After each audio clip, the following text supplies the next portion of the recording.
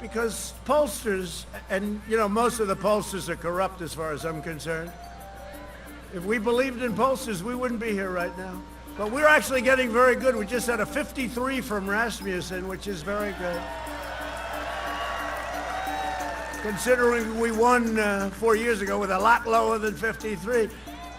History has shown that when you're at 53, you can't lose an election.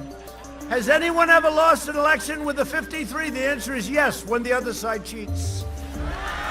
That could happen. That could happen.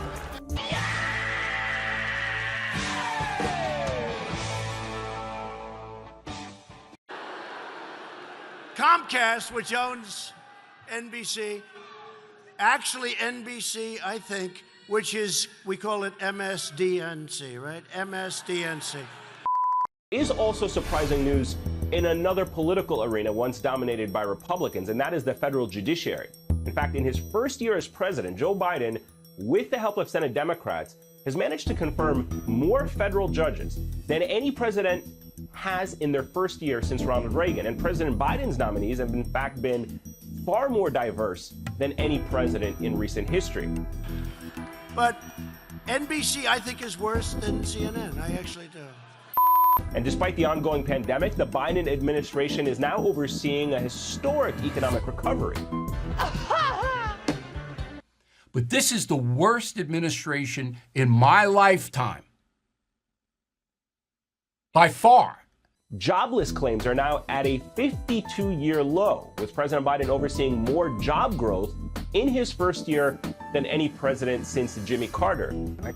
PolitiFact Wisconsin takes a look at what is behind the jobs numbers and who deserves the credit. And Bloomberg projects that President Biden will also oversee the biggest first-year expansion of the U.S. economy of any president since the 1970s. That's amazing. PolitiFact Wisconsin also points out that President Biden inherited an economy that was beginning to recover from the coronavirus pandemic. That's amazing. And the comeback in jobs started before he took office, under former President Donald Trump. And that my poll numbers are 10 points higher because of fake news like NBC, which reports the news very inaccurately, probably more inaccurately than CNN, if that's possible.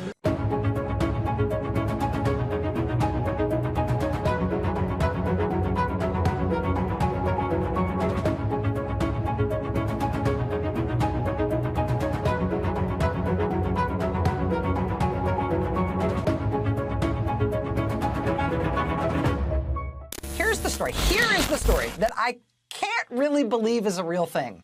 I should believe it. I've read everything there is, I believe, to read about it, and so I know that it must be real, but I kind of can't believe it. Check this out.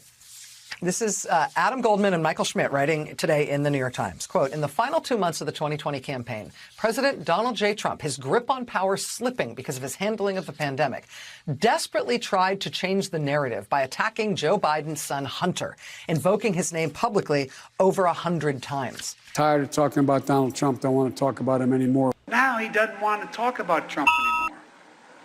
Well, I do. Donald Trump. Donald Trump. Donald Trump. Donald Trump. Donald Trump. Trump. Trump. Trump. Donald Trump. Donald Trump. Trump. Former President Trump. Donald Trump. Donald Trump. Donald Trump. Trump. Trump. Donald Trump. Donald Trump. Donald Trump. Trump. Is there a problem with Trump being here? Now, more than a year later, the Justice Department is deep into an investigation of how Ashley Biden's diary found its way into the hands of supporters of Mr. Trump at the height of the campaign. The inquiry has intensified the scrutiny of Project Veritas. Its founder was pulled from his apartment in his underwear. I woke up to a pre-dawn raid, banging on my door. I went to the door to answer the door, and there were 10 FBI agents with a battering ram, white blinding lights. They turned me around, handcuffed me, and threw me against the hallway. I was partially clothed in front of my neighbors. Founder was pulled from his apartment in his underwear and handcuffed during a dawn raid last month by the FBI, 2 days after a pair of his former employees had their homes raided as well. The group, Project Veritas, admits that it purchased Ashley Biden's diary. To what extent can you tell us the context under which you were given this diary? I assume you did not take the diary yourself, did you not? Is that correct? Veritas agreed to pay money for the right to publish the material. As you know, Sean, Veritas never did. It killed the story on the newsroom floor. But it ultimately did not publish it, and the group denies wrongdoing. This episode has its roots in the spring of last year, the spring of 2020, as Ms. Biden's father was closing in on the Democratic presidential nomination. Ms. Biden has kept a low profile throughout her father's vice presidency and presidency. Ashley Biden went on to become a social worker and the executive director of the Delaware Center for Justice. Ashley Biden started a fashion line called Livelihood. As she told Delaware Today, Livelihood was launched not only as a way to give back to the community, but as a, quote, way to distract herself as she grieved the loss of her brother. She was living in Delray Beach, Florida. But in June, with the campaign ramping up, she headed to the Philadelphia area. When she left the Delray home, she decided to leave some of her belongings behind, including a duffel bag and another bag, people familiar with the event said. Weeks after Ms. Biden headed to the Northeast, the friend who had been hosting Ms. Biden in the house in Delray allowed a woman named Amy Harris and her 2 children to move into that home. But by September, Ms. Biden's diary had been acquired from Ms. Harris and a friend by Project Veritas. That said, according to the Times reporting today, quote, Project Veritas was still trying to use the diary as leverage. Get this. On October 16, 2020, Project Veritas wrote to Joe Biden and his campaign that it had obtained Ashley Biden's diary and wanted to question Mr. Biden on camera about its contents. By New York Times reporter Mike Schmidt, which read, Project Veritas was still trying to use the diary as leverage. Now, that's not actually true. It's Mike Schmidt engaging in disinformation. This is based on a New York Times article that came out how Ashley Biden's diary made its way to Project Veritas. It had obtained Ashley Biden's diary and wanted to question Mr. Biden on camera about its contents. The sentence in the New York Times article that everyone's leveraging, so to speak, is, quote, but Project Veritas was still trying to use the diary as leverage, closed quote. You see, that's not true. We did not have that intent. That was not our motivation. That was Mike Schmidt engaging in disinformation. What was Mike Schmidt utilizing in order to conclude that we used it as leverage? He was using a letter written by Jared Eade, our chief legal counsel, to Ashley Biden's lawyer. I have a copy of the full letter, and I'm going to read that paragraph back to you. Here's what Mike Schmidt wrote. Should we not hear from you by Tuesday, October 20th, 2020, we will have no choice but to act unilaterally and reserve the right to disclose that you refused our offer to provide answers to the questions raised by your daughter. Should we not hear from you by Tuesday, October 20th, 2020, we will have no choice but to act unilaterally and reserve the right to disclose that you refused our offer to provide answers to the questions raised by your daughter. Now, here's what Mike Schmidt selectively edited out. In the sentence immediately before, should we not hear from you, the legal letter writes, quote, we make this offer in good faith with the hopes to allow you, Mr. Biden, to present your side of the story to the public. They took out that sentence from the letter that our lawyer sent to Biden. They doctored out that sentence so that you couldn't see that. In response, lawyers working for Ashley Biden accused Project Veritas of threatening them as part of an extortionate effort to secure an interview with candidate Joe Biden in the campaign's closing days. Ms. Biden's lawyers told Mr. Eade of Project Veritas that Project Veritas should treat this diary as stolen property. The lawyers suggested that, quote, serious crimes might have been committed. This is what journalists are supposed to do, to try to corroborate information. There may have only been a 0.0001% chance that a person responds, but it was our ethical obligation to reach out. But they're trying to turn something positive into a negative.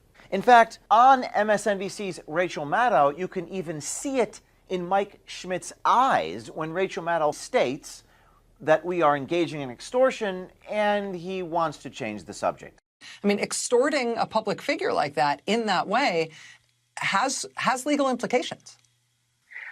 Before we sort of get to the legalness of it, though, I think we have to talk about the personal. Did you notice what he just did? He didn't want to actually push back. He knew that that's not true because that's called asking for comment. But rather than push back against Maddow, he let that false statement go. He didn't push back on it.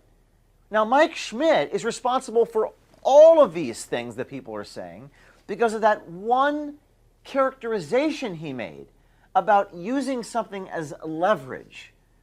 Because he used those words, Rachel Maddow went in front of 1 million people, maybe more, and said what she said. But the lack of courage for Mike Schmidt to let that lie stand. And that's the anatomy of a lie traveling halfway around the world before the truth can even put on its shoes. The biggest thing that stands out to me about this is that this comes out 10 days before the 2020 election. This was a period of time in which Donald Trump was trying to do everything he could to undermine the Biden children. We had the entire Hunter laptop issue flying around, Rudy Giuliani pushing it. And Politico has now confirmed the veracity of the emails that were sent to Hunter Biden relating to his relationship with Ukrainian and Chinese companies, and in particular with Joe Biden having met to try to make money from those Ukrainian and Chinese companies. So Politico just published quite the bombshell. Turns out the emails from Hunter Biden's laptop were authenticated. Yeah, imagine that. Authenticating things we already knew to be true. So what are you going to tell us next? Hunter likes blow and hookers? Who doesn't, though? I am your voice.